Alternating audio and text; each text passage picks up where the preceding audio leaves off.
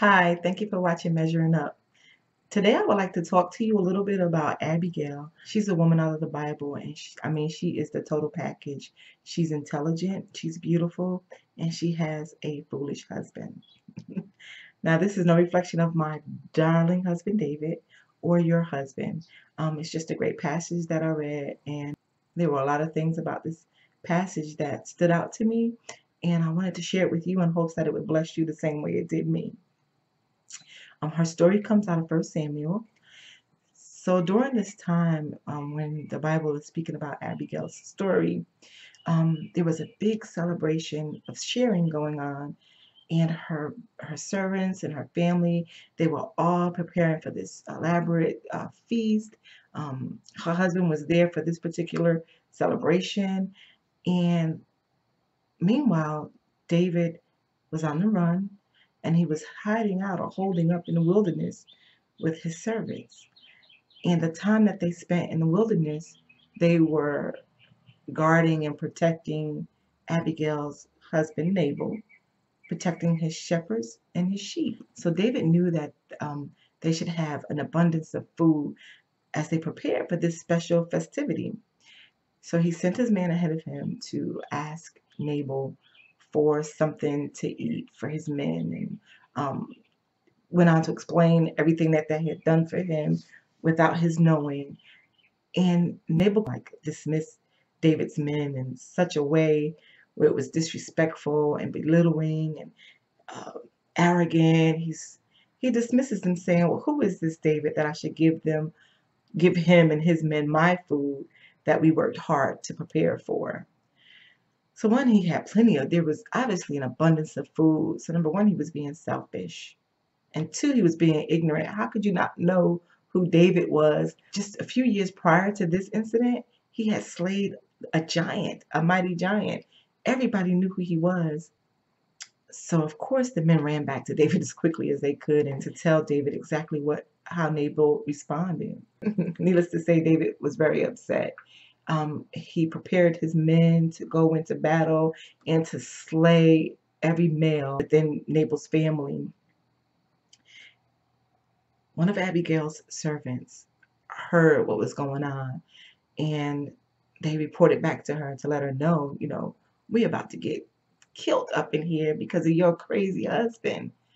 Um, Abigail didn't go and approach her husband and do a neck twirl and point the finger and ask him, was he crazy? Abigail listened and she acted quickly.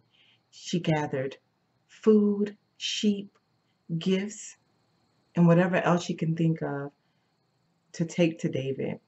She sent her servants ahead of her. Who knows why? Maybe she was doing a last bit of preparing or getting her thoughts together.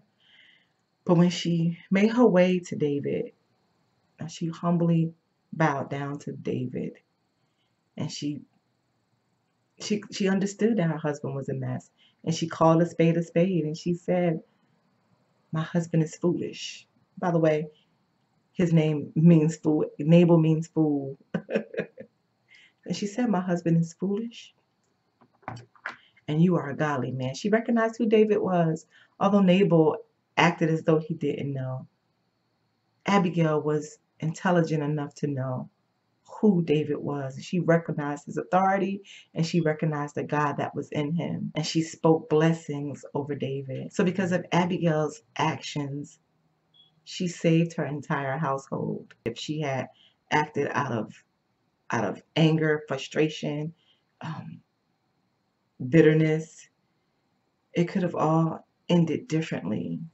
Well, needless to say, she knew her husband would be upset, but she did what she felt she needed to do. So when Abigail arrived back home, she realized that her husband was already drunk.